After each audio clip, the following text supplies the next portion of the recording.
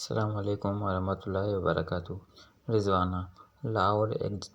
ایک دفعہ ایک شکاری نے جنگل سے ایک شیر کا بچہ پکڑا۔ بچہ بہت چھوٹا تھا اور اپنی ماں کا دودھ پیتا تھا۔ شکاری اسے اپنے گھر لے آیا۔ شکاری کے بچے نے شیر کو دیکھ کر بہت خوش ہوئے اور وہ اس سے کھیلنے لگے۔ کچھ دیر میں شیر کے بچے کو بھوک لگی۔ وہ اتنا چھوٹا تھا کہ کچھ کھانا نہیں جانتا تھا، بس دودھ ہی اس کی خوراک تھی۔ شکاری یہ سوچ کر پریشان ہو گیا کہ اب کیا کیا جائے، کیونکہ اسے پتا تھا کہ شیر کا بچہ ابھی بہت چھوٹا ہے اور وہ دودھ کے سوائے کچھ نہیں پیے گا۔ آخر اس کے ذہن میں ایک ترکیب آئی کہ اس نے شیر کے بچے کو اپنی بکری کے ساتھ چھوڑ دیا۔ بکری کے بھی چھوٹے چھوٹے بچے تھے۔ شیر کا بچہ کچھ ہی دیر میں بکری کے بچے کے ساتھ گھل مل گیا۔ جب بکری کے بچے دودھ پینے کے لیے ماں کے پاس جاتے تو شیر کا بچہ بھی ان میں شامل ہو جاتا۔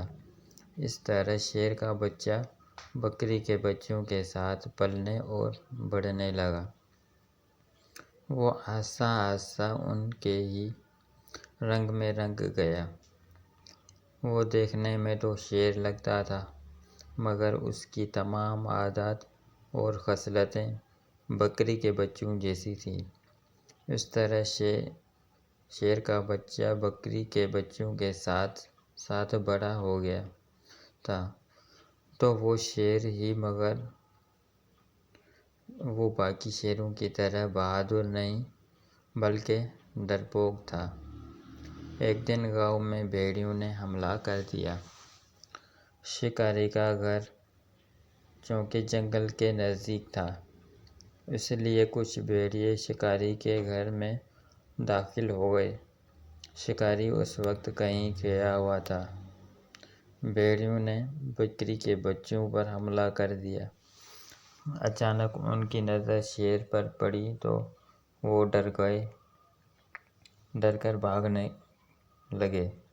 مگر جب انہوں نے دیکھا کہ شیر ان پر نہ تو گھبرایا اور نہ ہی حملہ کیا ہے تو ان کی ہمت بڑھ گئی اور انہوں نے بکری کے بچوں کو چیر پھاڑ دیا۔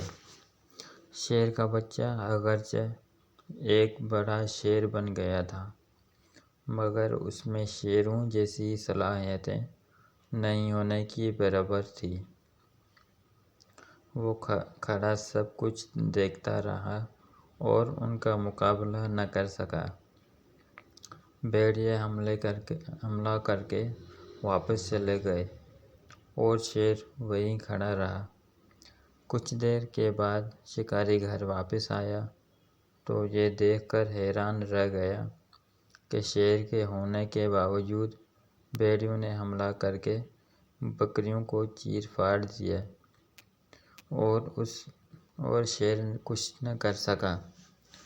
اسے بے حد صدمہ ہوا۔ اس نے تو یہ سوچ کر شیر کے بچے کو بکری کے بچوں کے ساتھ چھوڑا تھا کہ وہ مصیبت میں ان کے کام آئے، مگر وہ یہ نہیں جانتا تھا کہ بکری کے ساتھ رہتے رہتے اس کی اپنی صلاحیتیں ختم ہو چکی تھیں۔ اگر وہ شیروں کے ساتھ جنگل میں رہتا تو پھر ان کی طرح شکار کرنے کا عادی ہوتا اور ان ہی کی طرح بہادر بھی ہوتا۔